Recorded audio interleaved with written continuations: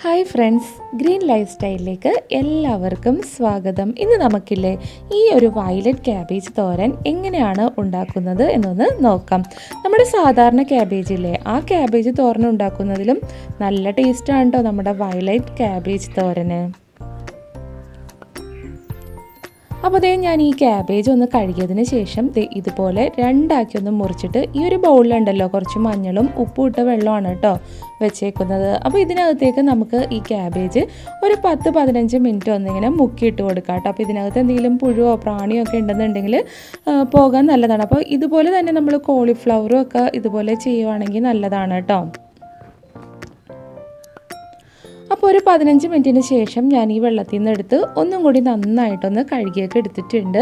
അതിനുശേഷം നമ്മൾ സാധാരണ ക്യാബേജ് കറി വെക്കാൻ അരിഞ്ഞെടുക്കൂലേ, അതുപോലെ തന്നെ നമുക്ക് ഈ ക്യാബേജ് ഒന്ന് അരിഞ്ഞെടുക്കാം. അപ്പോൾ ഇതുപോലെ ഞാനൊന്ന് അരിഞ്ഞെടുത്തിട്ടുണ്ട്. അതിനുശേഷം ഒരു ചീനച്ചട്ടി അടുപ്പിൽ വെച്ച് ഇതിലേക്ക് ഞാൻ വെളിച്ചെണ്ണയാണ് കേട്ടോ ഒഴിച്ചു കൊടുത്തത്. 2 ടേബിൾ സ്പൂൺ വെളിച്ചെണ്ണ ഒഴിച്ചൊന്ന് ചൂടായി വന്നപ്പോൾ ഇതിലേക്ക് സ്വല്പം കടുക് കൂടി ഇട്ട് കൊടുത്തിട്ടുണ്ട്. ഒരു വലിയ സവാള ചെറുതായിട്ടൊന്ന് അരിഞ്ഞതും കൂടി ഇതിലേക്ക് ചേർത്ത് കൊടുത്തിട്ടുണ്ട്. 2 തണ്ട് വേപ്പില കൂടി ഇട്ട് കൊടുക്കാം.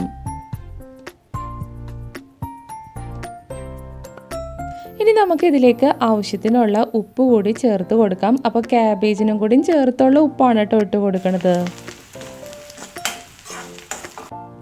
സ്വല്പം മഞ്ഞൾപ്പൊടി കൂടി ഇട്ട് കൊടുക്കാം. അപ്പോൾ ക്യാബേജ് തോരനൊക്കെ കുറച്ച് മഞ്ഞൾപ്പൊടി കൂടുതലൊക്കെ ഇട്ടാലും കുഴപ്പമില്ല കേട്ടോ. 1 ടീസ്പൂൺ ചതച്ച മുളക് പൊടിയാണ് കേട്ടോ ഇട്ട് കൊടുത്തത്.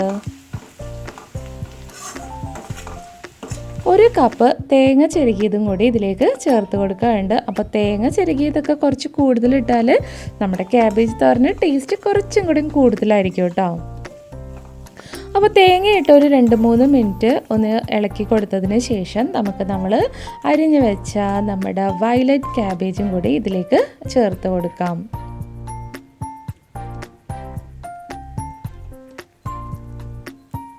അപ്പോൾ ക്യാബേജും കൂടി ഇതിനകത്തേക്ക് ഇട്ട് കഴിഞ്ഞാൽ ഒരു 5 മിനിറ്റൊക്കെ നമുക്കൊന്ന് കുക്ക് ചെയ്താൽ മതി കേട്ടോ. കാരണം ഈ ക്യാബേജൊക്കെ അധികം അങ്ങോട്ട് വെന്തുടഞ്ഞൊന്നും പോകരുത്. കുറച്ച് ഒരു 5 മിനിറ്റ് സമയത്തേക്കൊരു വേവ് ഇതിന് മതി കേട്ടോ. ഇതിലേക്ക് 2 പച്ചമുളക് അരിഞ്ഞതും കൂടിയും ചേർത്ത് കൊടുക്കാറുണ്ട്.